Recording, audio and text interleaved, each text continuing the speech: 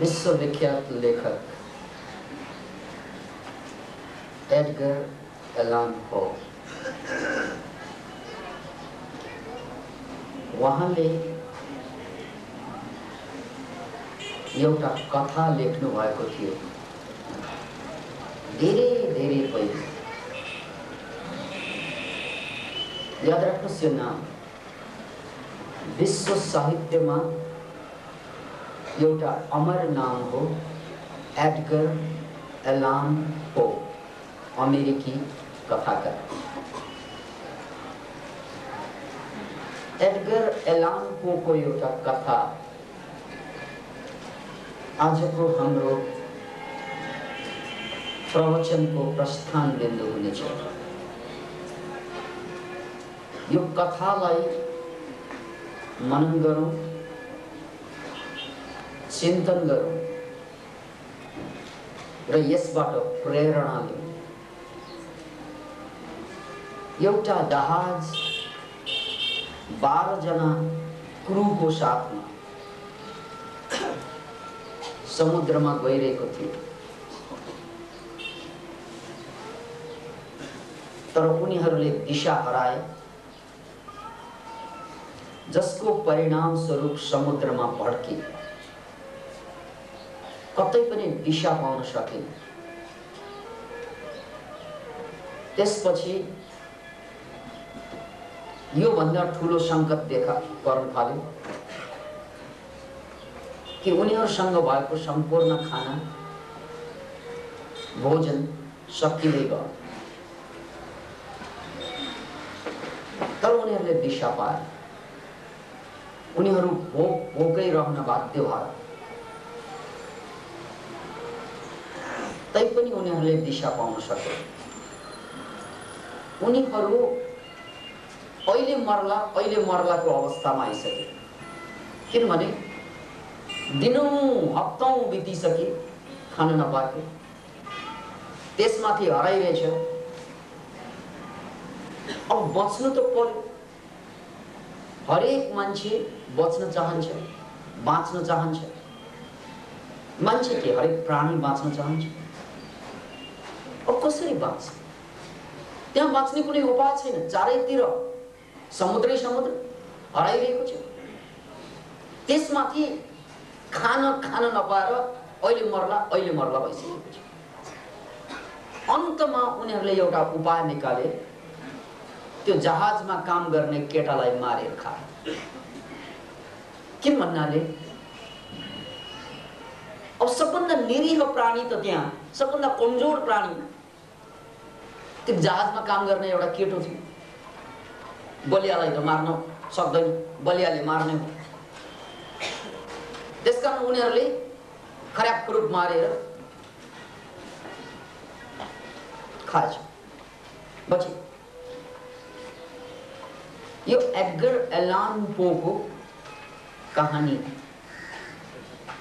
अब यो भन्दा पनि मार्ने कुरा सुन्नुस्। एडगर एलन पोले कथा लेखेको 50औं वर्ष बितिसकेपछि साँच्चै एउटा जहाज हराउँछ। अघिको त कहानी थियो, अब एउटा साँच्चै जहाज हराउँछ जसमा 12 जना क्रू होइन, 4 जना मात्रै क्रू थिए।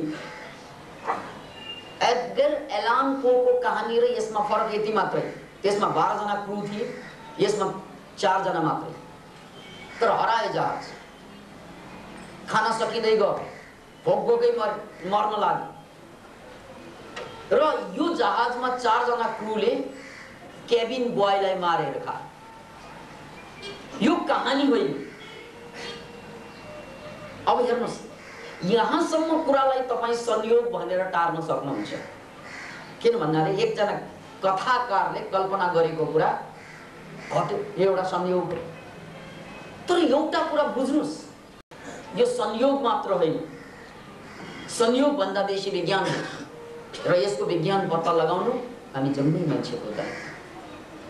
किनभने जुन एडगर एलन पो को कहानीमा जुन केटोलाई खाए काटेर, त्यो केटोको नाम थियो त्यो कहानीमा रिचर्ड पार्कर। याद राख्नुस् यो नामलाई। त्यो पात्रको नाम रिचर्ड पार्कर। 50 वर्षपछि जुन जहाज हराए, 4 जना क्रूले त्यो केबिन बोयलाई मारेर खाए, त्यो केटाको नाम पनि रिचर्ड पार्करै थियो। नाउ यु इमेजिन, अब कल्पना गर्नुहोस्, घटना घट्नु सामान्य कुरा हो, तर नाम मिल्नु, व्हाट्स दैट? बुझ्नुस् त्यसको, चिन्तन गर्नुस् यो कथालाई। यो मानव जातिको,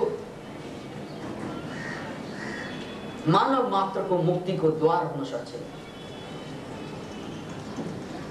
किनभने यसको, यस घटना, यो संयोग घट्नुको पछाडि विज्ञान छ, साइन्स, मैथमेटिक्स छ।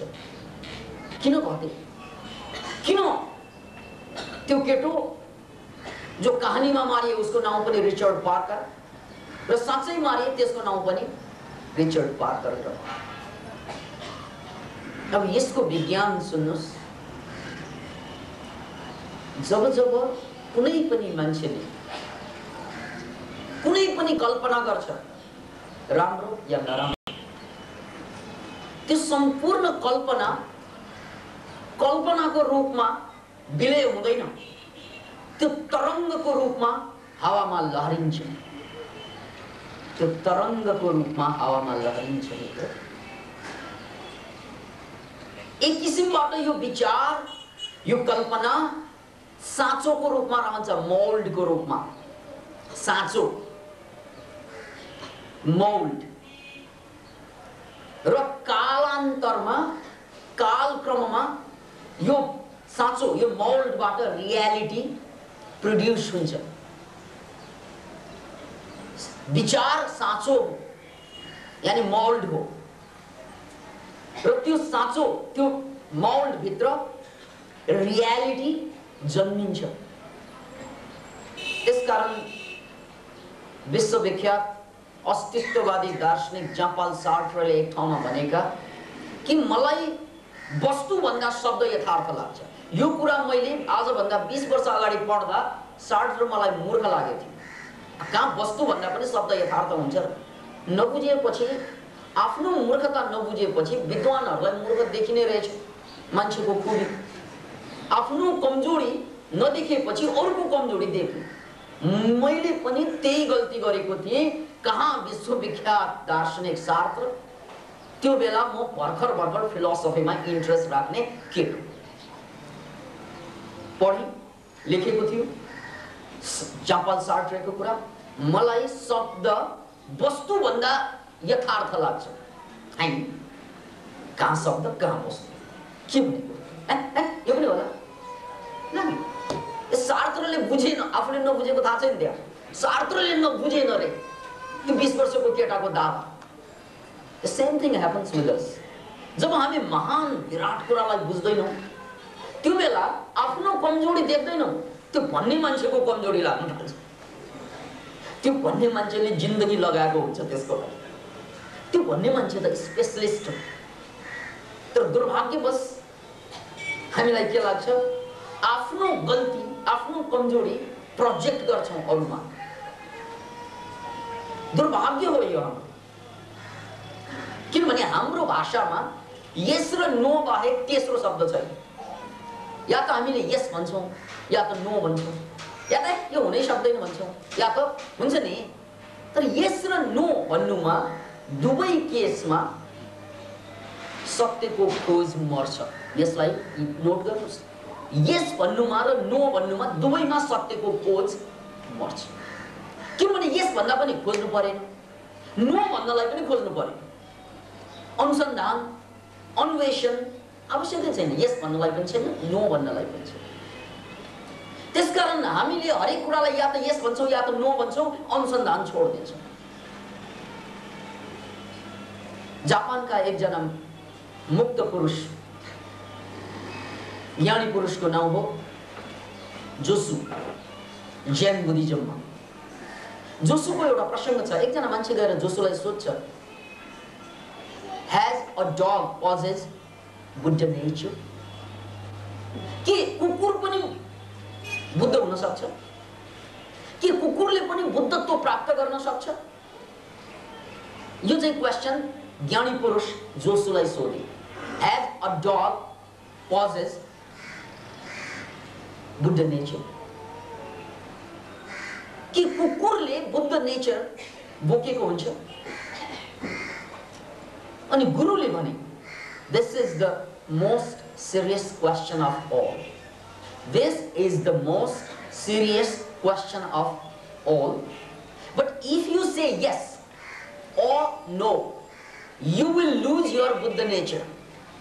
पुनः एकपल्ट, if you say yes or no, you will lose your Buddha nature.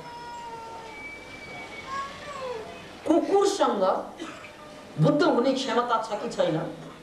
Enlighten हुने, मुक्त हुने क्षमता छ कि छैन? यो सारै सारगर्भित प्रश्न हो। तर तिमीले यस भन्यौ भने अथवा नो, कहाँ कुकुरले पनि बुद्ध हुन सक्छ र? कहाँ कुकुर पनि बुद्ध हुन सक्छ र? अथवा किन नहुनु? हरेक प्राणी बुद्ध हुन सक्छ। यो दुवै एन्सर यस र नो जवाब दियो भने तिम्रो आफ्नो बुद्ध नेचर पनि हराउँछ। That's the point. किनभने जिन्दगी भनेको यस र नो को जालोमा फस्ने माछा होइन। पुनः एकपल्ट, जिन्दगी भनेको यस र नो को जालमा फस्ने माछा चाहिँ होइन। सत्य भनेको यस र नो को जालमा फस्ने माछा होइन। जिन्दगी या सत्य यस र नोबाट पर साहसको काम हो, एक्सपेरिमेन्टको काम हो, एक्सपिरियन्स को काम। किनभने एक्सपेरिमेन्ट को लागि पनि नो काम लाग्दैन, यस पनि काम लाग्दैन। यस भन्यो भने एक्सपेरिमेन्ट के गर्ने, नो भन्यो भने के गर्ने? बडो गजब छ। यस्तै भनाइ एउटा सुन्नुस्, यदि छोराछोरीहरू ठीक छन् भने आमा बाउले, यसलाई अर्को भाषामा भन्छु म उल्टो पुल्टो पारेर, यदि छोराछोरीहरू गलत भयो भने उनीहरूलाई आमा बाउले पैसा दिनु हुँदैन, सम्पत्ति दिनु हुँदैन। पुनः एकपल्ट, यदि छोराछोरी गलत भयो भने त्यसलाई आमा बाउले छोराछोरीलाई सम्पत्ति दिनु हुँदैन।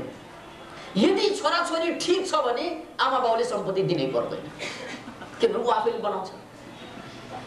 यहाँ सुन्नुस् यो कुरा, यदि छोराछोरी गलत छ भने उनीहरूलाई सम्पत्ति भुलेर पनि नदिनु, दिनु हुँदैन उनीहरूलाई, किनभने यो गलत मान्छेहरूले उडाइदिन्छ यसलाई। यदि छोराछोरी ठीक छ भने आमा बाउ होसियार, सम्पत्ति दिनु पर्दैन, किनभने उनीहरू आफै बनाउँछ।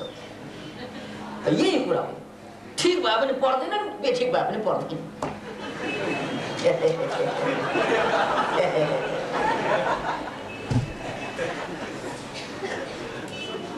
Exactly in the same way, in the same fashion,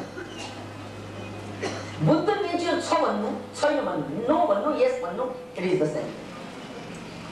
त्यसकारण हामी साँच्चै जिन्दगीलाई बुझ्न खोजिरहेका छौँ, मुक्तिलाई बुझ्न खोजिरहेका छौँ,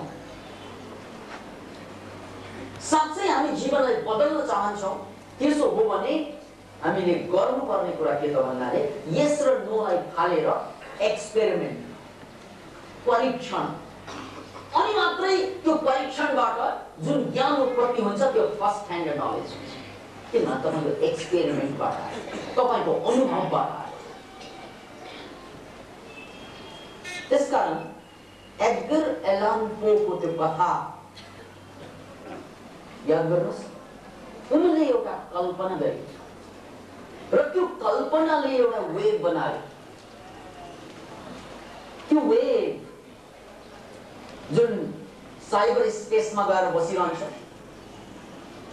र समय आयो भने टाइम काल क्रममा त्यो एउटा साँचोको रूपमा त्यसले रियालिटीलाई जन्म दिन्छ भन्ने कुरा मैले भने।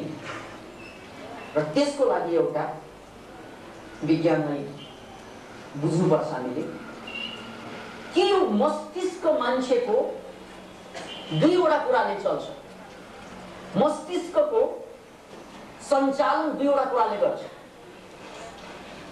एउटा कुरा हो न्यूरोकेमिकल्स, केमिकल्स, त्यसकारण हामी खुसी हुँदाखेरि पनि पैसा भएर खुसी भएको होइन, त्यो न्युरोकेमिकल एन्डोर्फिन चलेर। हामी प्रेममा फस्दा पनि अथवा कसैलाई प्रेम गर्दा पनि त्यो प्रेमपूर्ण पात्र पाएर होइन, हाम्रो अक्सिटोसिन केमिकल चलेर। हाम्रो मेमोरी बढ्दाखेरि पनि मेमोरी चाहिँ एसिटाइल कोलाइन चलेर। हामीलाई निद्रा लाग्दा पनि त्यतिकै निद्रा लागेको होइन, निद्रा लाग्नुको लागि पनि रिल्याक्सेसन चाहियो, सेरोटोनिन जस्तो केमिकल, मेलाटोनिन जस्तो केमिकल चाहिन्छ। त्यसकारण हाम्रो सम्पूर्ण जीवनलाई कन्ट्रोल गर्ने, प्रभावित गर्ने तत्त्व भनेको केमिकल्स, न्युरोकेमिकल्स, बायोकेमिकल्स। तर त्यो बाहेक आफूलाई प्रभावित गर्ने, आफ्नो जिन्दगीलाई मलाई आहा लाग्यो भने यो आहा लागेको कारण के त भन्नाले मेरो केमिकल, न्युरोकेमिकल चाहिँ एक्टिभेट भन्छ। म खत्तम भयो भने त्यो पनि केमिकल बाहेक केही पनि छैन, यो आफ्नो लागि। तर त्यो केमिकल बाहेक हाम्रो खोपडीले अर्को एउटा चीज पनि उत्पादन गरिरहेको हुन्छ, त्यसलाई भनिन्छ बायो इलेक्ट्रिसिटी। बायो इलेक्ट्रिसिटी, जैव विद्युत। त्यसलाई वैज्ञानिकहरूले नापेका छन् EEG मसिन, इलेक्ट्रोइन्सेफेलोग्राफबाट हाम्रो यो मस्तिष्कबाट उठ्ने वेभलाई नापिन्छ। त्यो मसिनलाई भनिन्छ इलेक्ट्रोइन्सेफेलोग्राफ। अनि अहिलेसम्म वैज्ञानिकहरूले डिफाइन गरेको 4 वटा वेभ, बीटा, अल्फा, थीटा र डेल्टा। जब जब हामी एकदम डीप आनन्दमा, शान्तिमा हुन्छौं, हाम्रो मस्तिष्कबाट एउटा इलेक्ट्रिकल चार्ज निस्कन्छ, त्यो बेग्लै। जब जब हामी क्रोधमा हुन्छौं त्यो बेग्लै, प्रेममा हुन्छौं त्यो बेग्लै, शान्तिमा हुन्छौं त्यो बेग्लै। त्यो इलेक्ट्रिकल वेभ बनाइरहेको हुन्छ। याद राख्नुहोस् यो कुरालाई। यो हो मस्तिष्कलाई चलाउने 2 वटा तत्त्व। त्यसकारण तपाईले विचार गर्नु भनेको त्यो विचार फाल्टो गयो होइन, जे विचार गरे पनि त्यसले एउटा साँचोको काम गर्छ, त्यसले रियालिटी क्रिएट गर्छ। Whatever you think. अब सबभन्दा ठुलो हतियार शरीरले प्रयोग गर्ने या जीवनले प्रयोग गर्ने हतियार भनेको इलेक्ट्रोम्याग्नेटिक फिल्ड। अहिले मैले कुरा गरेको बायो इलेक्ट्रिसिटी र बायोकेमिकल्स। त्यो बाहेक यो 2 वटा कुराले, यो 2 वटा कुरा त आफूभित्र घट्ने कुरा भयो, तर यसले संसार, विश्व, ब्रह्माण्डलाई लिंक गर्ने काम भने फेरि के को माध्यमबाट गर्छ? इलेक्ट्रोम्याग्नेटिक फिल्डको। त्यो हाम्रो सम्पूर्ण शरीरभरि रहन्छ, सम्पूर्ण शरीर। त्यसको थिकनेस हुन्छ 1.25 इन्च। हरेक मान्छे यो इलेक्ट्रोम्याग्नेटिक फिल्डलाई बुझ्नलाई हामीले कुनै पनि भगवानको टाउकोमा आभामण्डल देख्छौं नि, यसरी गोलो आभामण्डल। यो आभामण्डल हामीलाई पहिला पहिला त कल्पना जस्तो लागेको, तर यो कल्पना होइन, यो यथार्थ हो।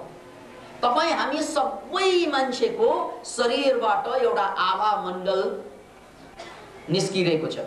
त्यो इलेक्ट्रोम्याग्नेटिक फिल्ड, त्यसको साइन्टिफिक नाम हो इलेक्ट्रोम्याग्नेटिक फिल्ड, र त्यसको जनरल नाम हो aura. Aura, AURA, aura. Aura भनेको आभामण्डल, यो जनरल नाम हो, तर त्यसको साइन्टिफिक नाम इलेक्ट्रोम्याग्नेटिक फिल्ड। 1.25 इन्च। यसलाई पहिलो चोटी पत्ता लगाउने, साइन्टिफिकली प्रमाणित गर्ने मान्छेको नाम हो सेमन किल्नर। सेमन किल्नरले 1939 मा रसियामा पहिलो चोटी उनले पत्ता लगाए। उनी रसियन कम्युनिजमको परिपाटीमा हुर्केको बढेको मान्छे, तर साइन्टिस्टले आफ्नो ल्याबोरेटरीमा पहिलो चोटी एउटा क्यामेराको आविष्कार गर्न सफल भए, जुन क्यामेराले तपाईको यो इलेक्ट्रोम्याग्नेटिक फिल्डलाई फोटोग्राफमा उतार्न सकिन्छ। र यसलाई इलेक्ट्रोम्याग्नेटिक फिल्ड किन भनियो त भन्नाले इलेक्ट्रिसिटी को काम फाल्ने, म्याग्नेट को काम तान्ने। याद राख्नुहोस् यसलाई। यसलाई किन इलेक्ट्रोम्याग्नेटिक फिल्ड भनियो भने यसको दुईवटा गुण पाइयो। यो हाम्रो अरालाई फाल्न मिल्छ, 1000 मिल लाखौं मिलमा फाल्न मिल्छ। त्यसकै आधारमा रेकीमा डिस्टेन्ट हिलिङ बन्ने हो। जस्तै तपाईँ यहाँबाट पाटनमा बस्नुभएको छ, भक्तपुरमा या नेपालगञ्जमा बस्नुभएको छ या अमेरिकामा जापानमा, केही मतलब छैन। मेडिटेसन गर्नुहोस्, मेडिटेसन गरेर तपाईलाई जसलाई एनर्जी पास गर्नुपर्ने हो रेकीको दोस्रो डिग्रीमा एनर्जी पास गर्न मिल्छ। अब यहाँनिर एउटा प्रश्न जहिले पनि रहिरहने प्रश्न, हामी जस्तो सामान्य मान्छेको लागि, त्यो 100 माइल टाढा भएको मान्छे, 1000 माइल टाढा बस्ने मान्छेलाई कसरी एनर्जी पास गर्न सकिन्छ भन्ने जुन कुरा हो, त्यसको वैज्ञानिक कारण, वैज्ञानिक प्रमाण के त इलेक्ट्रोम्याग्नेटिक फिल्डले त्यसलाई चाहिँ लिङ्क गर्न सक्छ। हाम्रो शरीरमा उठ्ने इलेक्ट्रोम्याग्नेटिक यो म्याग्नेटिक पनि हो, किनभने यसले तान्छ पनि, यानी अरूको एनर्जी तान्न पनि सक्छ। त्यसकारण यो म्याग्नेटिक। यो इलेक्ट्रिक किन भन्नाले यसले फाल्न सक्छ, आफ्नो फाल्न सक्छ, अरूको तान्न सक्छ। त्यसैले हामीले जे सोच्छौं, जे विचार गर्छौं, जे कल्पना गर्छौं, त्यसबाट पहिलो प्रभावित त हामी आफै हुन्छौं। हामी आफै। नेपालको एउटा प्रसंग जोडौं। मुना मदन नेपालको अहिले सबभन्दा बढी चल्ने किताब, सबभन्दा बढी बिक्ने किताब मुना मदन। नपढ्ने मान्छे छैन। तर मुना मदन यति अमर कृति बनाउनको लागि देवकोटाले खर्र लेखेको होइन। यदि खर्र लेखेको हो भने उनले अन्य कृति पनि कति त्यसरी लेखेको हो, उनले नै लेखेका हुन्, त्यो अमर भएन। मुना मदन जति लोकप्रिय भएन। याद राख्नुहोस् यसलाई। किनभने कतिपय लेखकहरू छन् यो देशमा र मुना मदन नै टप हुनुपर्ने, सबभन्दा बढी चाहिँ पाठेय हुनुपर्ने। किन? त्यसको कारण छ, त्यसलाई बुझ्नुस्। देवकोटाले मुना मदनलाई अमर बनाउन सफल हुनुको पछाडि देवकोटाले लेखेको मात्र भए र होइन, त्यतिले पर्याप्त छैन। नत्र उनको अन्य कृति पनि त्यति नै लोकप्रिय हुनुपर्ने छैन। त्यसकारण बुझ्नुस् यसलाई। यसको कारण छ। त्यो कारण के त भन्नाले मुना मदन लेखिरहँदा देवकोटा घटनामा मुना मदनको व्याख्या गर्दा यति डुब्दै गए, यति डुब्दै गए, चैत वैशाखको घाममा, चैत वैशाखको याममा जब चाहिँ साह्रै गर्मी हुन्छ यहाँ, त्यो बेला ऊ भोटको व्याख्या गर्दै थिए चीनको। अहिले चीनमा छ, त्यो बेला भोट, टिबेटको व्याख्या, त्यहाँ हिउँको व्याख्या, त्यहाँका भोटेहरूको व्याख्या गर्दा त्यो यति डेप्थमा डुब्दै थिए, यति आफ्नो सबकन्सियस माइन्डमा, कि चैत वैशाखको त्यो गर्मी अवस्थामा, गर्मी याममा ऊ काँप्थे। Can you imagine? यही देशको कुरा। यति डुब्दै थिए देवकोटा कि चैत वैशाखको यो बाहिरको परिस्थितिसँग मतलबै छैन, ऊ काँप्दै थियो। किन भन्नाले उसको सारा का सारा चाहिँ सबकन्सियस माइन्डले, भिजनले उभो, शरीर उसको नेपालमा, तर उनको सम्पूर्ण सबकन्सियस माइन्डले भोटलाई लिङ्क गर्यो टिबेट, जसको कारणले कति मान्छेले उनलाई देखेको त्यो गर्मी महिनामा सडकमा हिँड्दाखेरि कोटमाथि ओभरकोट लाएर काँपेर हिँडिरहेको पनि पायो। कोहीले दोकानदारले गर्मी महिनामा देवकोटा, किन भन्नाले उसको खोपडीमा खाली चाहिँ भोट भोट भोट, त्यो टिबेट, त्यो हिउँको पठार, त्यो बाँकी पनि। Now the question is why? Answer is very simple. किनभने तपाईले जब सम्पूर्ण ध्यान, फिलिङ कतै चाहिँ केन्द्रित गर्न साथ तपाई कन्सियस माइन्डबाट कटिन्छ। कन्सियस माइन्डबाट कटेर सबकन्सियसली लिङ्क हुन जान्छ। त्यो सबकन्सियसली लिङ्क भइदियो भने न्युरोकेमिकल हाम्रो, जस्तै मैले भोटको टिबेटको कल्पना गर्दाखेरि मेरो सम्पूर्ण कनेक्सन चाहिँ टिबेटसँग भयो र त्यसको कारणले गर्दा मेरो खोपडीमा जाडो लाग्ने इन्फर्मेसन जान्छ, जसको परिणामस्वरूप मेरो न्युरोकेमिकलहरू जसले मलाई जाडो बनाउने अवस्था ल्याउन सक्छ त्यसरी केमिकल चाहिँ चेन्ज हुन्छ। यो आफूमा आउने चेन्जको तरिका र यसरी डुबेर लेखेका कृति नै अमर भए। त्यतिकै अमर भएको होइन, मान्छेले दुई चारवटा कृति अमर पार्दिनुको पछाडि उनीहरूले सम्पूर्ण ध्यान त्यसमा लगाएको हुन्छ, कन्सियस माइन्डलाई डुबाएको हुन्छ। त्यसकारण कुनै कविले भने गजल में बन्दिशो अल्फाज ही नहीं काफी असर की। याद राख्नुहोस्, गजल में बन्दिश भनेको छन्द, अल्फाज भनेको अक्षर। यो अक्षर र छन्द मात्रै मिल्दैमा गजल कहाँ बन्ने हो? गजल में बन्दिशो अल्फाज ही नहीं काफी असर के लिए, मान्छेलाई असर गर्नको लागि अल्फाज र बन्दिशले पुग्दैन। गजल में बंदिशो अल्फाज ही नहीं काफी असर के लिए, जिगर का खून भी कुछ चाहिए। कि जिगर को खून यानी अलिकति रगत पनि त्यसमा मिसिनु पर्छ। मुटुको रगत के भनेको? त्यही हो फिलिङ भनेको। यति डुब्न सक्नु पर्यो, यति डुब्न सक्नु पर्यो कि त्यसमा कन्सियस माइन्डले संसारलाई लिङ्कै नगर्नु। बस त्यही अवस्थामा जुन कृतिहरू निस्के, चाहे त्यो साइन्टिफिक होस् या साहित्यिक होस्, अमर। देवकोटाको प्रसङ्ग मैले जोडेँ, त्यही कुरा। त्यसकारण यो न्युरोकेमिकलले तपाईको रियालिटीलाई चेन्ज गरिदिन्छ, न्युरोकेमिकल। अनि ब्रेन वेव जुन हो, त्यो ब्रेन वेवले अरूलाई प्रभावित गर्न मद्दत गर्दछ। किन भन्दा ब्रेनको इलेक्ट्रिसिटी त वेभ हो, केमिकल भित्रै रहन्छ, वेभ त भित्र रहनु पर्छ भन्ने छैन। त्यसले बाहिर पनि असर गर्न सक्छ र उसले सबभन्दा बढी असर गर्ने क्षेत्र भनेको अरा, हाम्रो आवामण्डल। र वैज्ञानिकहरूले यो पनि व्याख्या गरेका छन्, यो आवामण्डलको रंग मूड अनुसार फरक हुँदै जान्छ। जब तपाईँ रिसाउनुहुन्छ त्यो बेला यो आवामण्डलको रंग रातो हुन्छ, अरे। यानी वैज्ञानिकहरूको व्याख्या, मैले देखेको नभएर अरे भनेको। जब हामी रिसाउँछौँ, बेइमानीतिर लाग्छौँ, नकारात्मक हुन्छौँ, त्यो बेला हाम्रो आवामण्डल रातो हुन्छ। जब हामी प्रेममा डुब्छौँ, आई लभ यु डार्लिङ भन्छौँ, त्यो बेला हाम्रो आवामण्डल पिङ्क हुन्छ, गुलाबी। याद राख्नुहोस्, त्यो आवामण्डलको रंग बदल्ने। र जब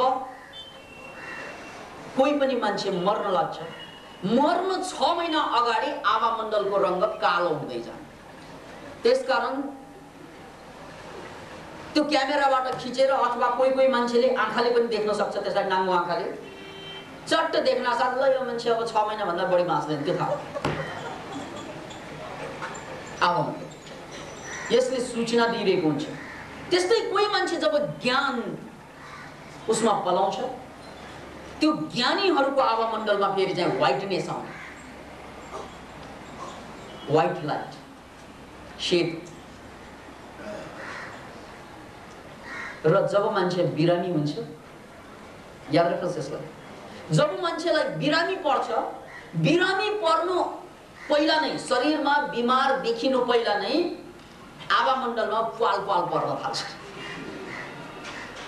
पहिला यहाँसम्म रोग आउँदैन, रोग पहिला चाहिँ हाम्रो आवामण्डलमा पाल पर्न थाले, आवामण्डल डिसब्यालेन्स, इम्ब्यालेन्स हुन थाल्यो भने अब यो मान्छेलाई 6 महिनापछि भयङ्कर रोग लाग्ने भयो।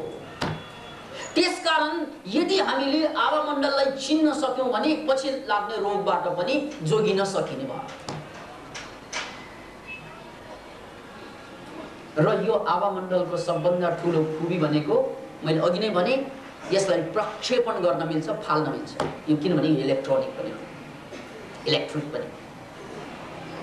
त्यसैले जब मान्छेले मेडिटेसन गर्छ या रेकी गर्छ, र रेकी गरेको बेलामा उसले एनर्जी आफ्नो हातबाट शरीरबाट निस्केका एनर्जीलाई जहाँ पनि फाल्न सक्छ। किन भन्नाले मेडिटेसनको डेप्थमा जानासाथ आवामण्डल बढ्दै जान्छ। र अहिले तपाईँ जुन अवस्थामा हुनुहुन्छ, आधा घण्टा मेडिटेसनबाट उठिसकेपछि तपाईँको आवामण्डलको फोटो खिच्नासाथ नै त्यसको थिकनेस चाहिँ चेन्ज हुन्छ। त्यसकारण मेडिटेसनबाट उठेपछि आधा घण्टा 1-2 घण्टासम्म तपाईँलाई टौडा भएको फिलिङ हुन्छ। त्यसैले हाम्रा कतिपय मित्रहरूले भन्छन्, होइन सर तपाईँको यहाँ प्रवचन सुन्दा 3 दिनसम्म काम चल्छ, 4 दिनदेखि बडो खत्तम, फेरि 3 दिनसम्म बडा रिल्याक्स लाइफ, त्यो मिनिङ पाए जस्तो, जिन्दगी धन्य भयो जस्तो, चौथो दिनदेखि फेरि त्यही ब्याक टु मङ्गलमान। अनुभवले हाँसेको होला होइन, यस्तै हुन्छ।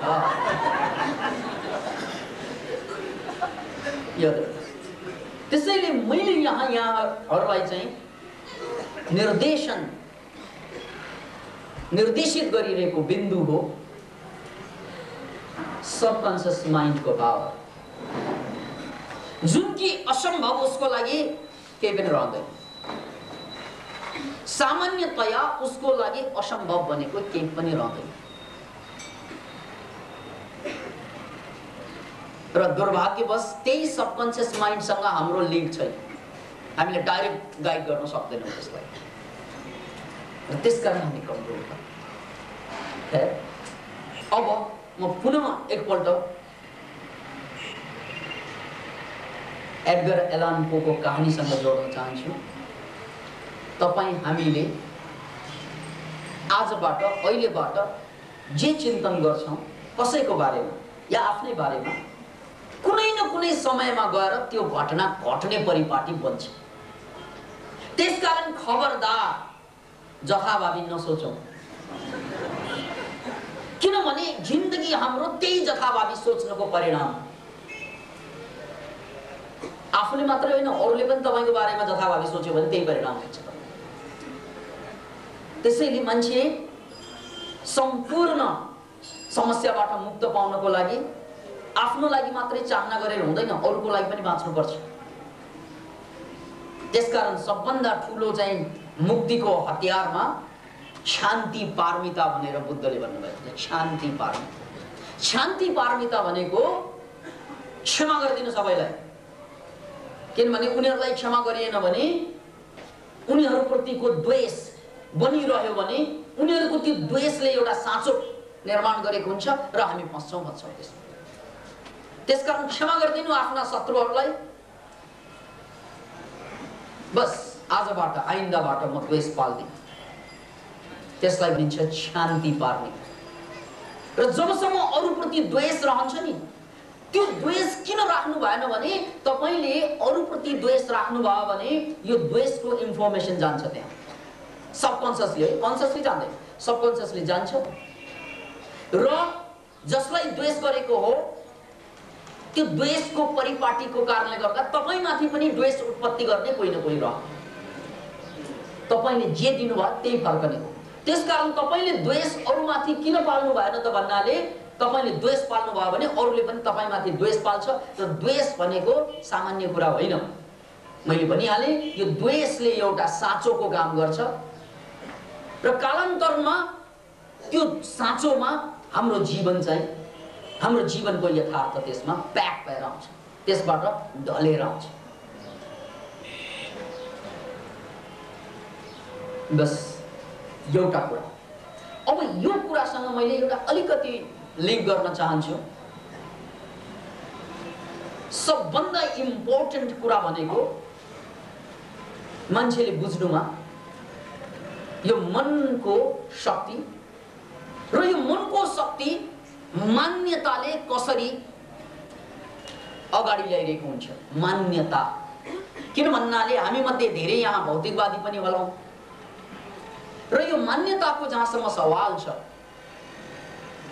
त्यो भौतिकवादीहरूले बुझ्न गाह्रो पर्छ। किन भन्नाले भौतिकवादी भनेको यथार्थमा विश्वास गर्ने मान्छेहरू होला।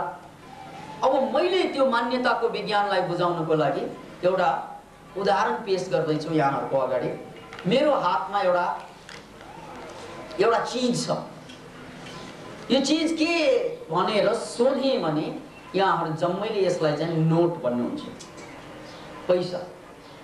र म भन्छु झुट, यो पैसा होइन, यो कागज हो। तपाईँ यसलाई पैसा भन्नुहुन्छ, म कागज भन्छु। म यसलाई कागजको रूपमा प्रमाणित गरिदिन्छु तपाईलाई। यो कागज होइन भने, यदि यो पैसै हो भने यसलाई लगेर तपाईले धेरै टाढा जानु पर्दैन। अमेरिका या अफ्रिका या चाहिँ इन्डियाको चाहिँ दक्षिण भारतको कतै गाउँमा लगेर फाल्दिनुहोस्, टिप्दा पनि टिप्दैन कसैले। अस्ट्रेलियामा फाल्दियो भने टिप्दैन यो। किन भन्नाले उनीहरूको लागि यो कागज हो, नोट होइन। किन भन्नाले त्यहाँ मान्यता छैन। नेपालमा यसलाई चाहिँ नोट भनिन्छ।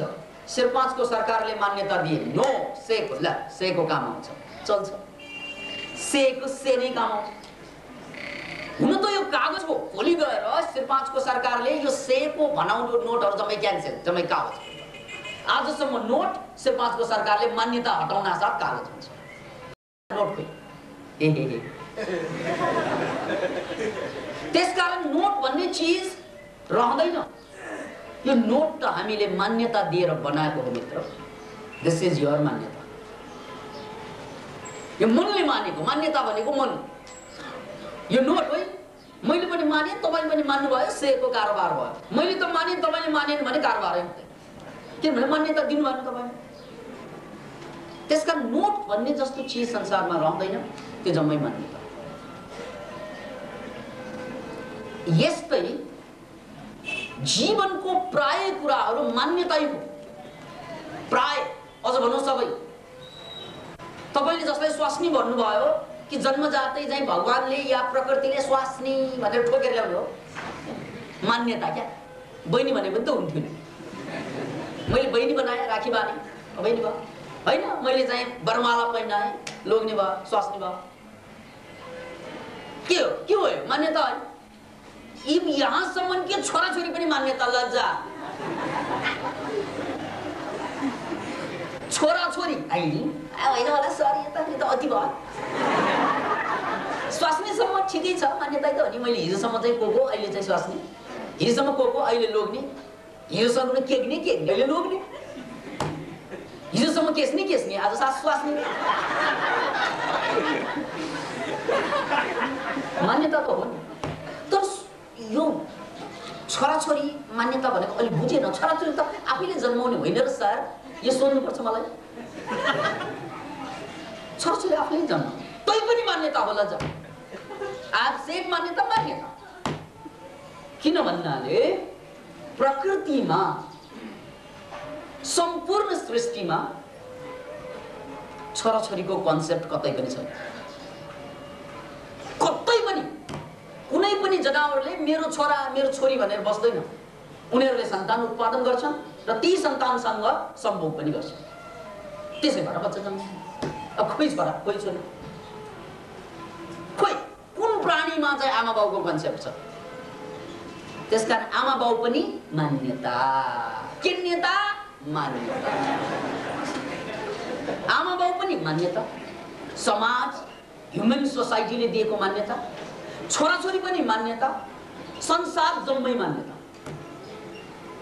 त्यो मान्छेले मानेकोले मान्यता। मनले माने, मेरो स्वास्नी भनेपछि अब स्वास्नी जस्तै बिहेभ गर्छ। लोग्ने भन्यो भने लोग्ने जस्तै बिहेभ गर्छ। छोराछोरी भन्यो भने छोराछोरी जस्तै बिहेभ गर्छ। एभ्रिथिङ इज मान्यता। मान्यता भन्दा पर केही पनि छैन।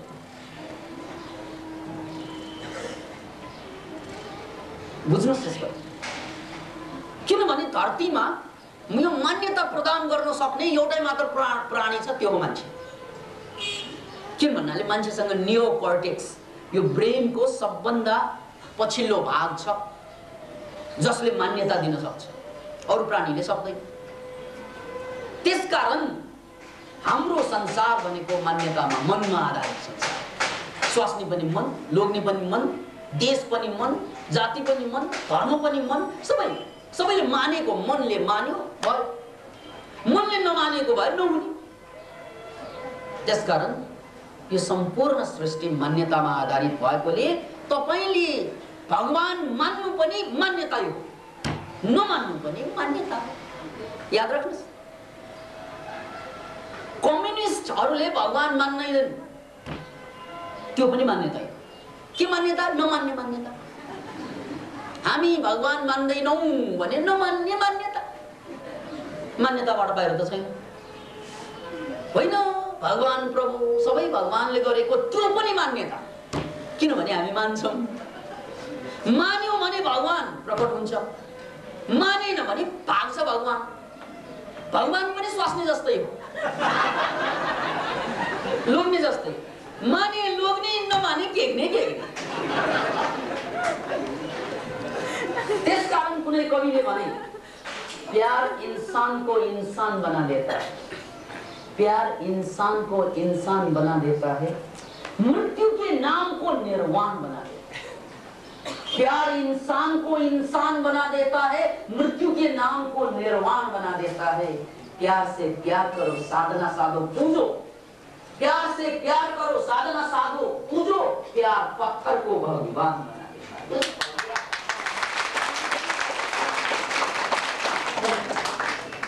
त्यसकारण यो सम्पूर्ण संसार भनेको मान्यता भन्दा बेसी केही पनि छैन। कसरी माने? भगवान छ भनेर माने कि छैन भनेर माने, त्यो तपाईकै कुरो। नोट छाप्ने जस्तो हो कि हाम्रो देशमा नोट चाहिँदैन, बार्टर सिस्टम चल्छ। बार्टर सिस्टम भनेको मैले चाहिँ तरकारी उत्पादन गर्छु, तपाईले कपडा उत्पादन गर्नु, साटासाट गर्नु, यो बार्टर सिस्टम। त्यो पनि चल्छ। नोटै किन्छ, पैसा किन्छ, पैसा त मान्यता हो। त्यस्तै भगवान पनि नोट हो, नोट। अब कति मान्यता दिने तपाईले? इट डिपेन्ड्स अपन योर मान्यता। नदिने भए पनि हुन्छ, चल्छ, जीवन चल्छ। मान्यता दिए पनि चल्छ, मान्यता छिके पनि चल्छ। किन भन्नाले दिनु पनि मान्यता हो, छिक्नु पनि। त्यसैले एउटा कुरा याद राख्नुहोस्, यो धरतीमा सृष्टिमा जम्मै कुरा जे जति छन् मनले सिर्जना हो। The mind creates. किनभने माइन्डले क्रिएट गर्न साथ एभ्रिथिङ इज पोसिबल। स्वास्नी मनैले क्रिएट गर्ने हो, देश मनैले क्रिएट गर्ने हो। हिजोसम्म हिन्दुस्तान एउटै थियो, आज पाकिस्तान बन्यो। हिजोसम्म सिक्किम अलगै थियो, आज चाहिँ हिन्दुस्तान बन्यो। What does it mean? यो त मान्यता होइन। हिजोसम्म लोग्ने थियो, आज डिभोर्स भएपछि केग्ने केग्ने। हिजोसम्म स्वास्नी थियो, त्यो भन्दा पहिला चाहिँ लभ हुँदाखेरि चास्नी थियो, आज चाहिँ डिभोर्स भयो, केस्नी केस्नी। यो चाहिँ मान्यता। त्यसकारण यदि तपाईले यो कुरालाई बुझ्नुभयो भने अब मान्यता आफूले निर्माण गर्नुहोस्। तपाईको भ्यालु के दिने? तपाई आफूलाई के मान्न चाहनुहुन्छ? म मूर्ख, ठिक छ, यो पनि मान्यता हो। हामी नेपालीहरु केही पनि गर्न सक्दैन, यो पनि मान्यता हो, गर्न सक्दैन। अरे यार, हामी चाहिँ कमाएर खानुपर्ने क्या, हामीले ठुलो काम गर्न सक्दैन, यो पनि मान्यता, अब गर्न सक्दैन। अरे यार, जिन्दगी भनेको बडो रोगले सताएको छ मलाई, अब यही रोगबाट मर्छु होला, डेफिनेटली। किन नमान्नु? त्यसकारण के मान्यता दिन चाहनुहुन्छ तपाईँ आफूलाई? किनभने त्यो मान्यता दिनासाथ चाहिँ तपाईको पर्सेप्सन चेन्ज हुन्छ। मैले भनिहालेँ, तपाईको न्यूरोकेमिकल चेन्ज हुन्छ, तपाईको इलेक्ट्रोम्याग्नेटिक फिल्ड चेन्ज हुन्छ, तपाईको बायो इलेक्ट्रिसिटी चेन्ज हुन्छ, त्यसले रियालिटी क्रिएट गर्छ। याद राख्नुहोस्, तपाईले कुनै चिजलाई मान्नासाथ एउटा हुन्छ, नमान्नासाथ अर्कै हुन्छ। किन भन्नाले सबै केमिकल चेन्ज हुन्छ तपाईँ, त्यो केमिकलले रियालिटी बनाउँछ फेरि। सो यो सम्पूर्ण संसारमा मान्यता भएकोले अब एउटा अन्तिम कुरा यसमा जोडेर म प्रथम चरणको कार्यक्रम टुङ्ग्याउँदैछु। त्यसकारण जब जब तपाईलाई पीडा हुन्छ, अनन्त समस्या हुन्छ, त्यो बेला तपाईलाई बचाउने एउटै मात्र हतियार हुन्छ, भक्ति। भक्ति भन्दा ठुलो शक्ति हुनै सक्दैन। अहिले भक्ति चाहिँदैन तपाईलाई। तर जब जब तपाईँ चाहिँ पीडामा फस्नुहुन्छ, रातभर छटपटाइन्छ, 4 वर्ष अगाडिको अपमानको घाउ बल्झिन्छ, कसैले गरेको बेइमानी, स्वास्नीले कुरा नटेरेको, छोराछोरीले भनेको नमानेको, साउले पैसा नदिएको, गाउँले आफूलाई चाहिँ गिल्ला गरेको, ओहो हो हो हो, जिन्दगी भनेको त एउटा कोरा कागज जसलाई चाहिँ हरेक मान्छेले दाग लगाउँदै जान्छ, होइन? हाम्रो यही होइन त? अहिलेसम्ममा हिजोको मित्र आज चाहिँ शत्रु भइसके, हिजोका छोराछोरी जसको लागि मरिमेट थिए आज उसैले मार्ला कि जस्तो डर भइसक्यो। हिजोको प्राण प्यारी आज प्राण लेवा जस्तो भइसक्यो। हिजोको छोरा आजको केरा जस्तो भइसक्यो। यानी वास्तै नगर जति भने पनि केरा जस्तो ट्याक। हिजोको छोरी आजको मुरी जस्तो भइसक्यो।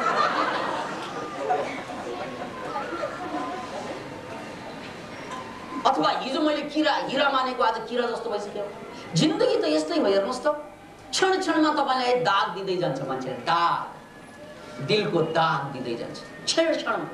तपाईँ जति बाँच्दै जानुहुन्छ नि दागै दाग। एउटा नयाँ साथी भेटिन्छ, आहा अब त जीवन बन्ला जस्तो लाग्छ तपाईलाई। तर 2-4 महिनापछि थाहा होला यो जीवन त बन्ने होइन, दाग मात्रै लगाएर गयो। तुम आए जिंदगी में बरसात की तरह और चल दिए तो ऐसे खुली रात की तरह। अँध्यारै अँध्यारो छ। त्यही होइन र, तपाईले जे बनाउनु भयो, जे गर्नुभयो, हरेक पल्ट जीवनमा तपाईले दाग मात्रै पाउनुभयो। अनि यो दाग, यो पीडाको कारणले गर्दा तपाईलाई जहिले पनि जीवनबाट भाग्न आवश्यकता हुन्छ। या त रक्सी पिएर, या त चुरोटमा डुबेर, या त बेइमानी गरेर, या त चाहिँ भिडियो टेलिभिजन ट्वा हेरेर, या साइबर क्याफेमा पसेर कतै न कतै आफूलाई भुल्ने भएको उपाय हुँदैन। किनभने दागै दाग हो जिन्दगी। जिन्दगी दागै दाग हो। यसकारण यस्तो अवस्थामा तपाईलाई जोगाउने पोजिटिभ कुरा भनेको भक्ति हो। याद राख्नुहोस्, भक्ति। त्यो गिरीशको कहानी पुनः एकपल्ट भन्न चाहन्छु म। रामकृष्ण परमहंसको भान्जा गिरीश, रक्षा नम्बर 1। अनि आएर रामकृष्ण परमहंससँग के भन्छ, मामा म पनि तपाईँ जस्तै आध्यात्मिक पुरुष बन्न चाहन्छु, तर रक्सी छोड्न चाहन्न म, सक्दिनँ म। रक्सीसँग मेरो गहिरो नाता छ। त्यसकारण मामा यदि रक्सी नछोडिकन आध्यात्मिक बन्ने हो भने म बन्न चाहन्छु। अनि मामा ज्ञानी पुरुष रामकृष्ण परमहंस हाँसी हाँसी के भने, अरे भान्जा सजिलै छ, तिमीले जहिले पनि बोतल उठाउँदा या प्याला उठाउँदा जसप्रति सबभन्दा बढी तिम्रो आस्था छ, भक्ति छ, चाहे त्यो तिम्रो गुरु होस्, चाहे त्यो तिम्रो इष्ट होस्, इष्टदेव भगवान होस्, जसमाथि तिम्रो अगाध श्रद्धा छ, अगाध, जसमा कुनै क्वेसनै उठ्दैन, क्वेसनलेस डिभोसन, त्यस्तो कोही पात्र तिमीले त्यो रक्सीको प्याला उठाउँदाखेरि त्यसको चाहिँ कल्पना गर्नु।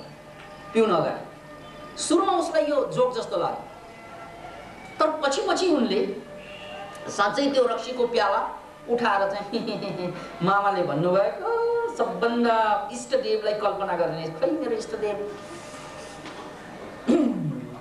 जाग्यो, ल इष्टदेवको कल्पना भयो। त्यो भिजनमा आउन साथ उसले रक्सी पिउन सक्यो। गिरीश जस्तो रक्षा 20 वर्ष रक्सी पिएका मान्छेले पनि एउटा सानो सिम्पल मेथडबाट रक्सी छोडे। किन भन्नाले रक्सी पिउनु भन्नु पनि बुद्धि विचार तर्कबाट भाग्नु।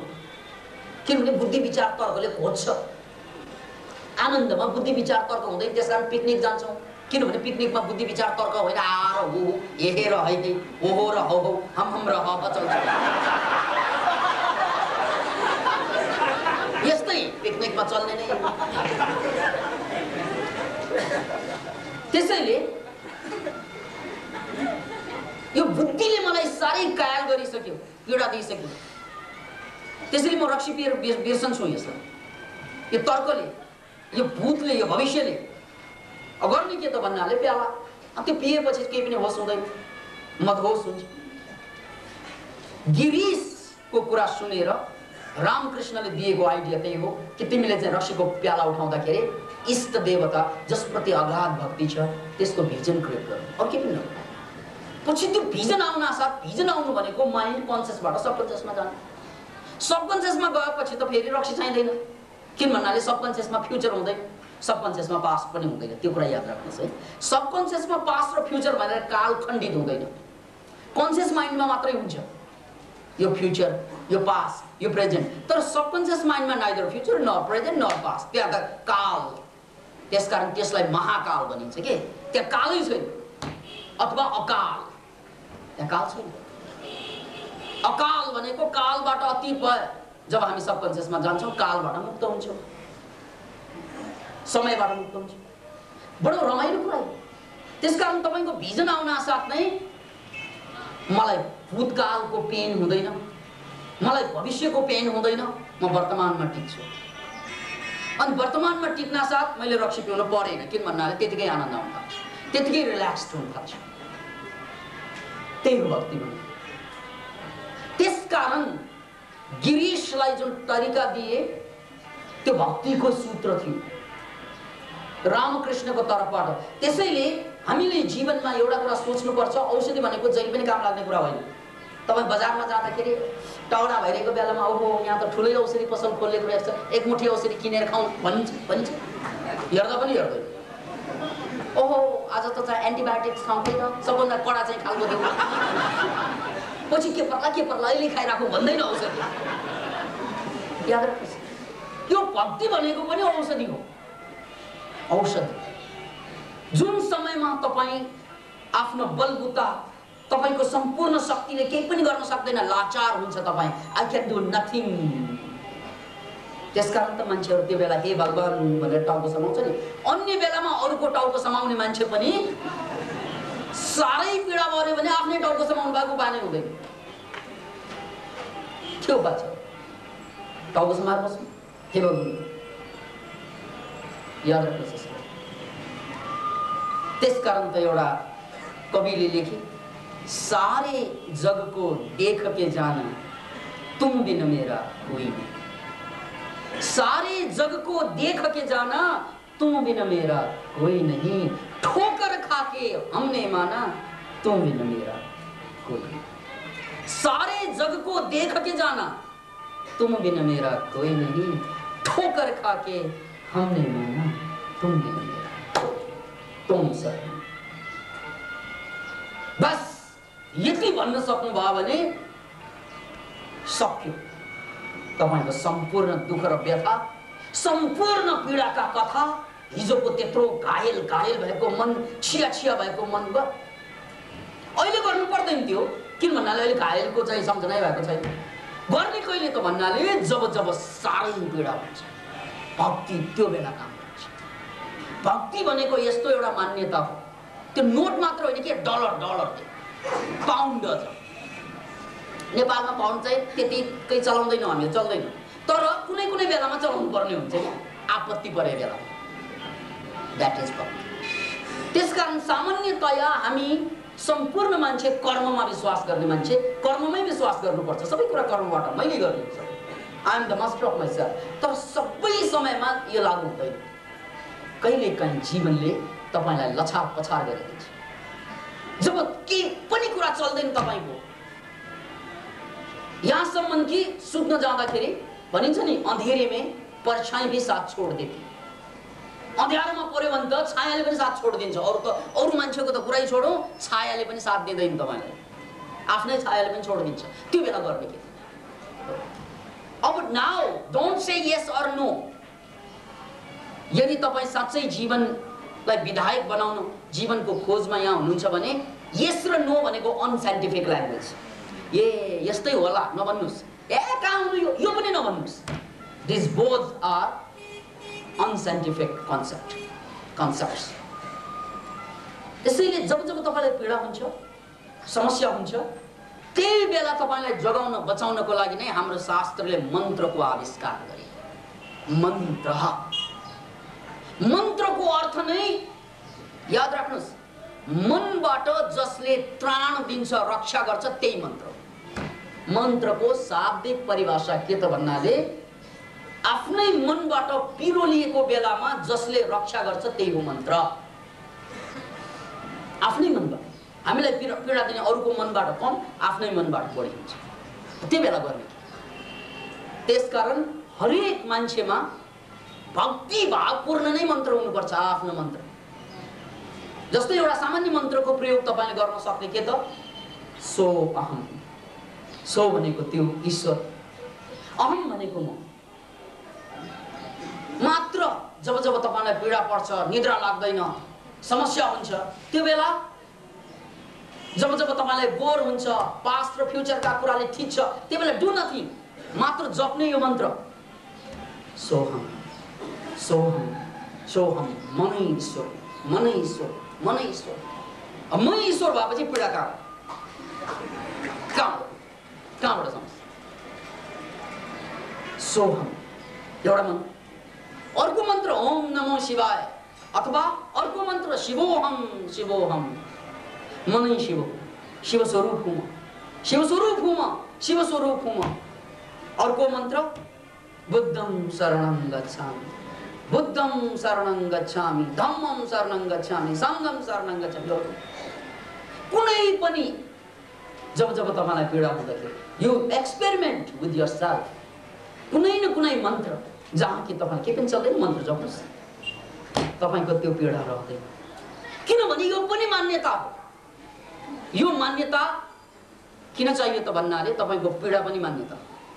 त्यसकारण त्यो पीडाको मान्यतालाई काट्नको लागि अपीडाको मान्यता, diamond cuts diamond, iron cuts iron.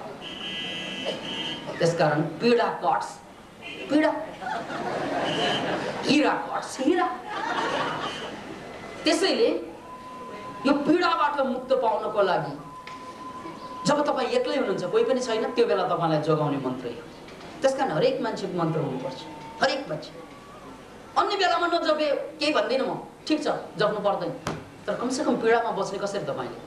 त्यही मात्रै याद आउँछ, त्यो मोरीले धोका दिएको, त्यो मोराले धोका दिएको, त्यो गधाको छोराले धोका दिएको, त्यो याद कसरी बिर्सने? हो, त्यो बिर्सने तरिकै त्यही हो। उसलाई सम्झेर होइन, उसलाई बिर्सने खोजेर होइन। फेरि याद राख्नुहोस्, जसलाई बिर्सनु थियो उसलाई बिर्सनु खोज्यो भने सम्झिन्छ। जब से तुझे भुलाने की कसम खाई, पहले से ज्यादा तू और याद आई।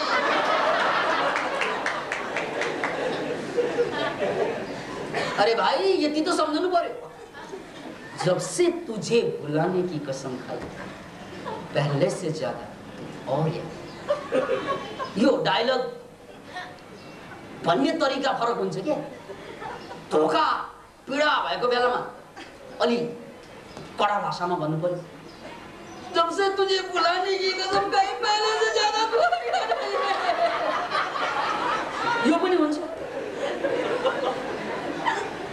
अथवा कसैसँग प्रेम परे, यादै याद आइरहेछ भने प्रेमपूर्वक यसलाई युज गर्न मिल्छ। हेर्नुहोस् त यो दोधारे तलवारलाई। जब से तुझे भुलाने की कसम खाई, पहले से ज्यादा तू और याद आए। बस त्यसकारण भुल्ने होइन, याद गर्ने त्योभन्दा महत्त्वपूर्ण कुरालाई, तुच्छ कुरालाई भुल्ने होइन, तुच्छ कुरालाई बिर्सने होइन, त्योभन्दा महान कुरालाई सम्झेपछि तुच्छ कुरा विलय हुन्छ। यही हो विधायक तरिका, यही हो पोजिटिभ वे। हामी त तुच्छ कुराबाटै मुक्त हुन चाहन्छौँ। मुक्त हुन खोज्यो भने त्यो बढ्छ। आतंकवादबाट देश मुक्त हुन चाहेको भने बढी आतंकवाद बढ्छ।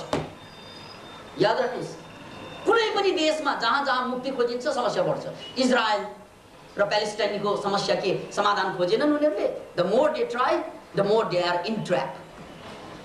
याद राख्नुहोस्, त्यसकारण समस्याको समाधान खोज्ने होइन, त्योभन्दा उच्चतम मूल्यलाई जोड्न सक्यो भने समस्या त कहाँ विलय हुन्छ, कहाँ विलय हुन्छ।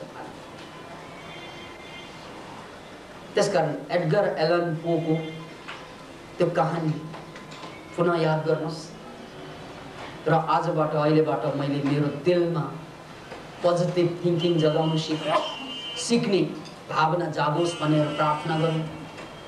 भक्तिको भाव जागोस् भनेर प्रार्थना गरौँ।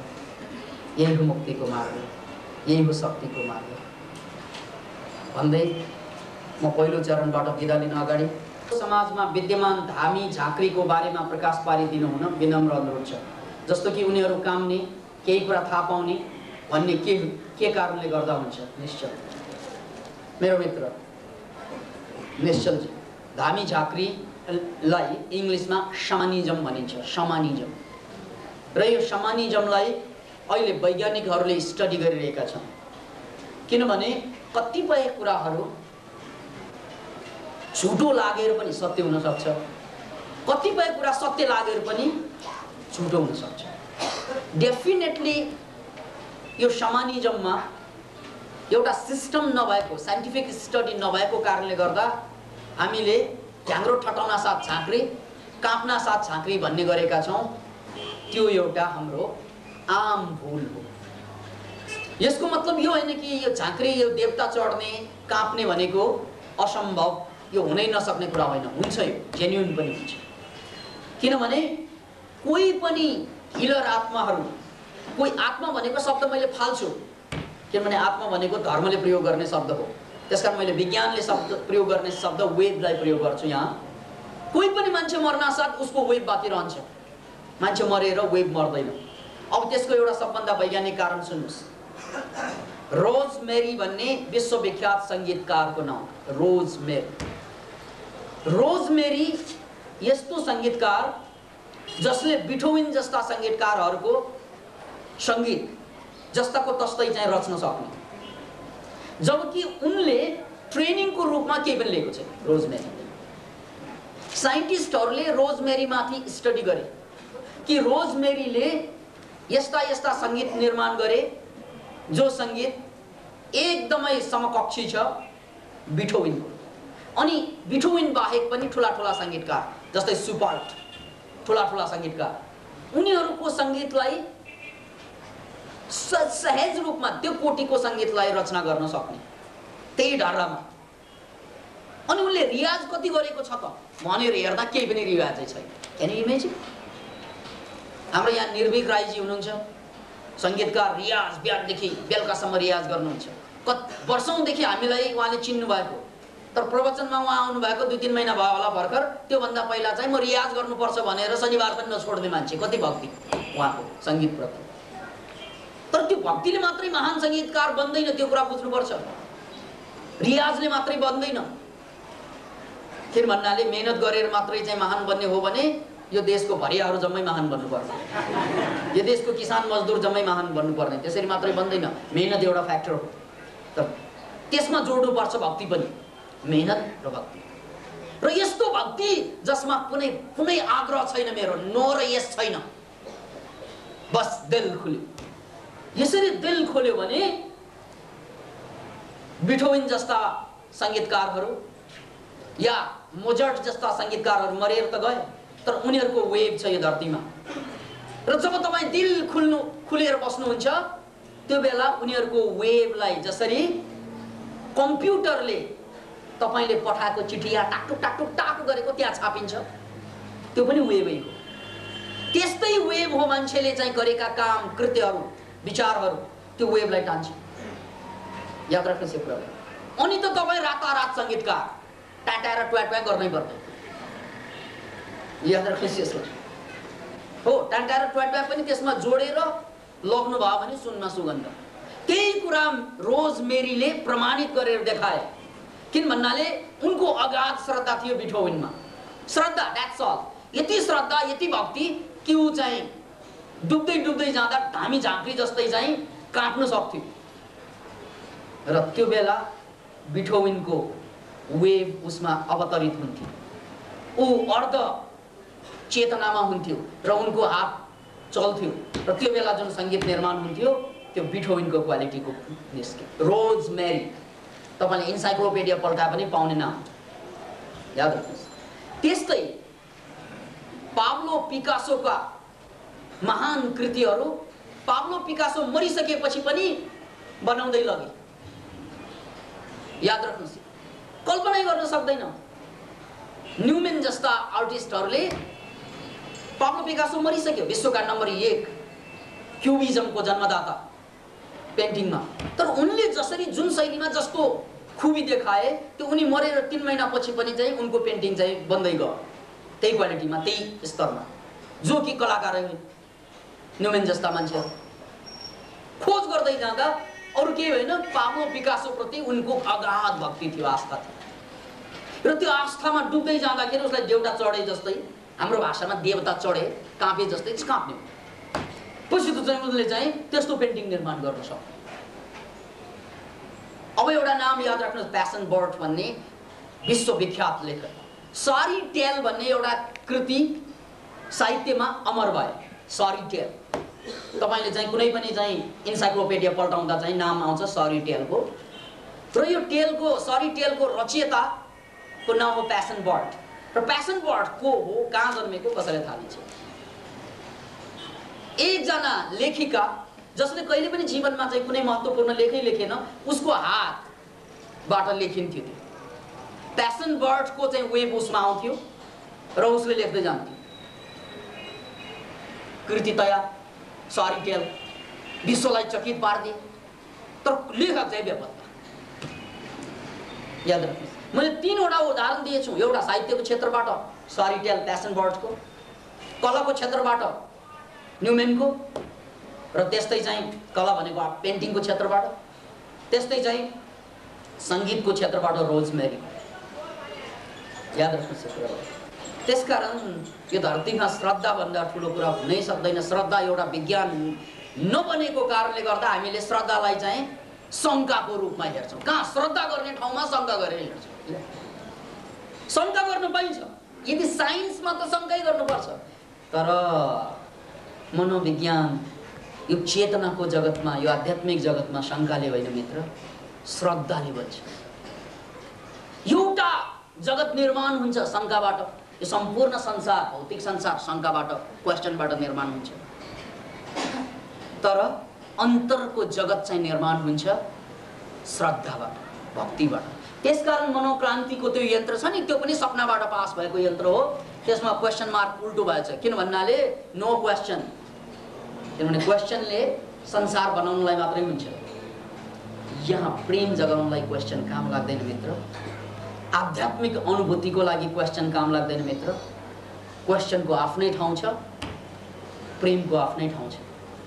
त्यसैले निश्चलजीको प्रश्न, धामी झाँकडीको, मैले चाहिँ साइन्टिफिक उदाहरण दिएँ तपाईँलाई, विश्वमा रेकर्डेड भएको घटना। तपाईँले केही पनि गर्नु पर्दैन। महान हिलरको चाहिँ जुन चेतना, त्यसको वेब छ धरतीमा, तपाईँको अगाध प्रेम चाहिन्छ उनीप्रति, त्यसलाई तान्न सकिन्छ। अब यो हिलरको चेतनाले काम गर्यो भने धामी झाँक्रीले काम गर्न थाल्छ। तर जम्मै धामी झाँक्री त्यस्तो होइन, मानसिक रोगीहरू त्यसमा थुप्रै छन्। किनभने हिस्टेरिया लाग्दा पनि काट छुट्छ। हेर हेर हेर चामल बन्द, पैसा हेर छटाउँछ त्यहाँ। अब कसैलाई हिस्टेरिया लागेर पनि, कसैलाई इपिलेप्टिक रोगको कारणले पनि, विभिन्न किसिमबाट मानसिक रोग आउँदा पनि लक्षण त्यही देखिन्छ। लक्षण काँप छुट्छ, बडबडाउँछ, सन्निपातको जोडमा पनि त बडबडाउँछ। अब त्यसलाई ओहो यसलाई त चाहिँ अब यहाँ आत्माले चाहिँ च्याप्यो भन्नु त मिल्दैन, भगवान दर्शन भयो भन्न मिल्दैन। त्यसकारण यहाँनिर धामी झाँक्रीको कुरामा एउटै मात्र कुरा छ, केही धामी झाँक्री जेन्युन छ, पक्कै हो। उनीहरूमा त्यो महान वेभ चाहिँ घटेको छ। किनभने उनीहरूको माध्यम नै भक्ति हो, पूजा आजा प्रार्थना भगवान भन्नु के। अनि त्यो डेफ्टमा जान साथ नै लिङ्क ठ्याक्कै हुन्छ। कुनै कुनैमा हुन्छ त्यो, कसै कसैमा, सबैमा हुँदैन। सबैलाई त रोग लाग्ने, प्रायलाई त अब आधुनिक जमानामा मान्छे रोग लागेर भयो भने लक्षण त्यही रहे तापनि त्यो तपाईँको लागि समस्या हुन्छ, अरूको लागि पनि समस्या हुन्छ होइन। त्यो साँच्चै तपाईँको त्यो वेभले, महान हिलरको वेभले काम गरेको हो भने त काम हुन्छ। याद राख्नुहोस्। अर्को क्वेसन छ, गुरुजी नमस्कार, मैले छोटो जवाफ भनेको, यो प्रश्नको लामो जवाफ भएकोमा क्षमा चाहन्छु। गुरुजी नमस्कार, ओम कृष्ण श्रेष्ठ बानेश्वर, तपाईँको प्रवचनमा म आज पहिला पटक आएँ। म केही कुरा सिक्न, आफू परिवर्तन हुन आएँ। तर यहाँका माहौल हेर्दा तपाईँलाई वर्शिप पुज्नुपर्ने जस्तो लाग्यो। मलाई तपाईँले माला लगाएको अनुसार तपाईँलाई सङ्गतले भगवान पूजनीय मान्ने जस्तो लाग्यो।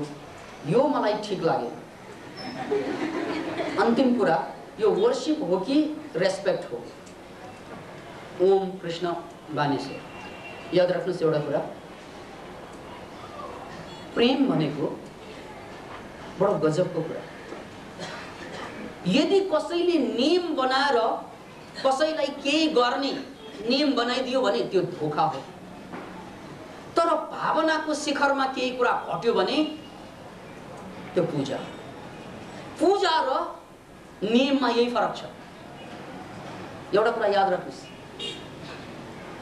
संस्कृति र सत्यमा यही फरक हुन्छ। संस्कृति भनेको रुल्स, यो गर्नुपर्छ, यो गर्नुपर्छ, यो गर्नु, अब टीका लाउने, त्यसपछि पूजा गर्ने, यो संस्कृति भयो। तर सत्य भनेको संस्कृति होइन, त्यो बत्ती बोल्नु जस्तो, त्यसपछि जे घट्छ त्यो भन्नै सकिँदैन। त्यसकारण यहाँ यो फुलमाला छ नि, यो कुरा, यो मैले तपाईहरुलाई रुल बनाएको होइन कि मलाई फुलमाला लगाइदिनु है अनि मात्रै प्रवचन गर्छु, नभए एउटा पनि बोल्दिन। सबभन्दा गजबको कुरा त यहाँ हाम्रो निर्भीक राईजी मलाई सबभन्दा बढी आलोचना गर्ने मान्छे मध्ये एकजना निर्भीक राई कलाकारजी हुनुहुन्छ। अहिले उहाँ फुलको माला लिएर, फुलको ठुङ्गा लिएर आइरहनु भएको छ। Can you imagine? अनि मैले नाइ भन्दिनँ, मलाई यो भार लाग्छ। तपाईलाई टु बी फ्र्याङ्क, अघि मलाई एक पछि अर्को, अर्को पछि अर्को यसैको डोजले दबिने हो कि म सानो लाग्दै थियो, एकदम चेपिँदै थियो। तै पनि मैले निकालिनँ, किन भन्नाले यसमा तपाईहरुको प्रेम छ। मलाई छिच्नु भन्दा तपाईको प्रेमलाई कदर गर्नु म चाहन्छु।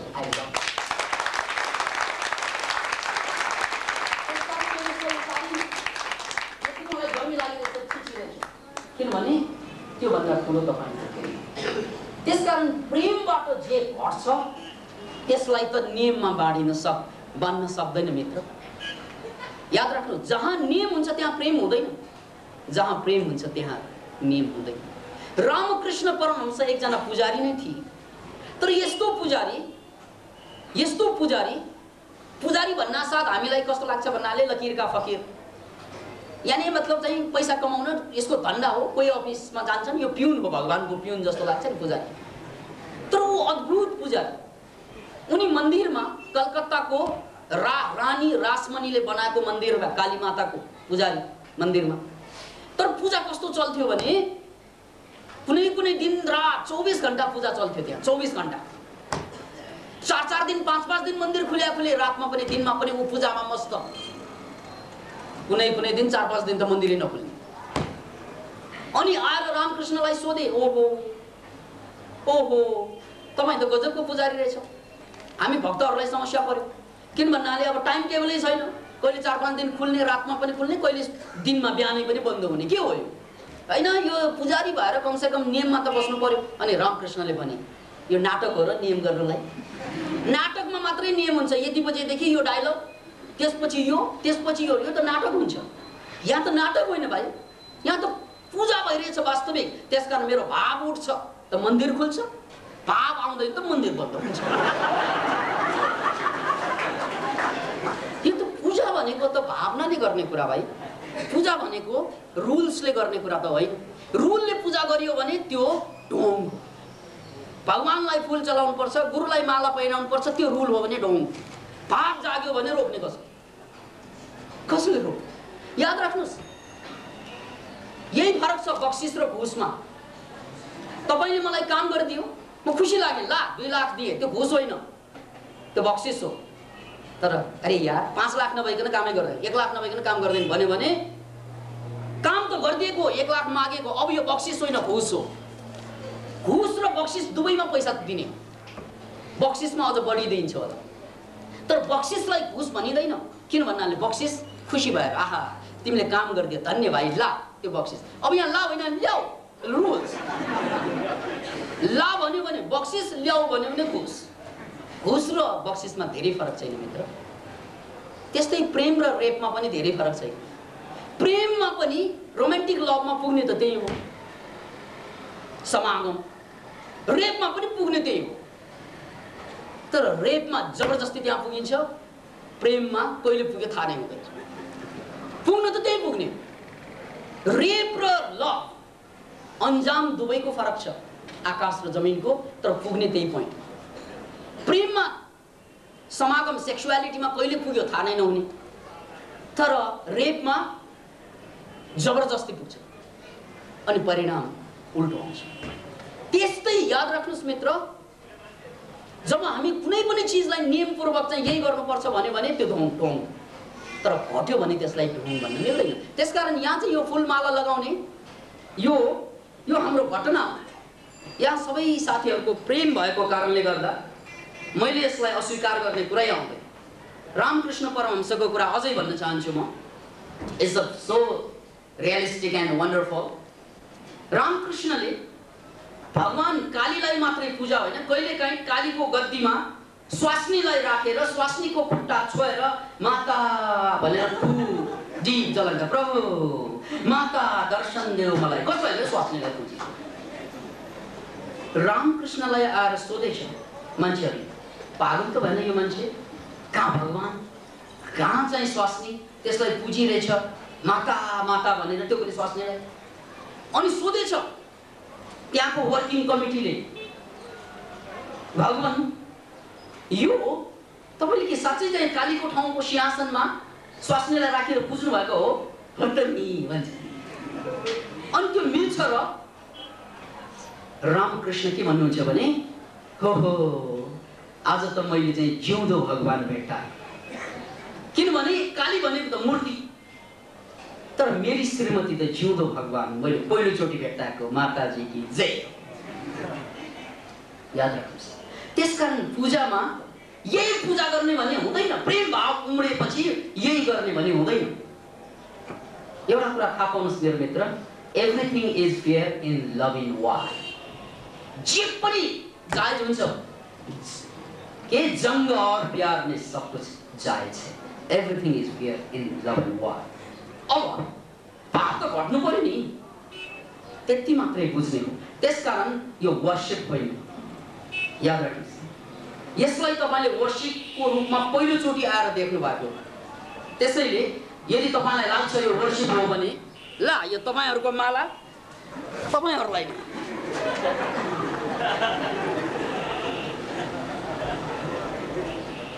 किनभने त्योसँग लिनु दिनु नै छैन।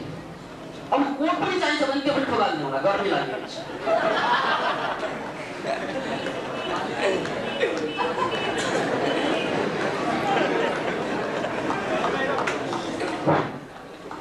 त्यसैले मेरो मित्र, जीवनमा सबभन्दा ठुलो बुझ्ने कुरा नै हामीले एक्सन र नन एक्सन हो। नन एक्सन भनेको भावना उम्रेपछि घट्ने कुरा हो। एकछिन तपाईँ अझै बस्दै जानुस्, यहाँ ध्यान क्लास हुँदैछ। ध्यान क्लासमा भावमा डुब्न साथ कोही हुन्छ, कोही चिच्याउँछ, कराउँछ। तपाईलाई एकछिनमा यो पागलखाना जस्तो लाग्छ। त्यो पनि नियम होइन। यहाँ आएपछि चिच्याउनु पर्छ त्यो होइन, यहाँ आएपछि कराउनु पर्छ होइन, यहाँ आएपछि आफूमा डुब्नु पर्छ। जे होस् बस आफूमा डुब्ने ज्ञान। त्यसकारण मेरो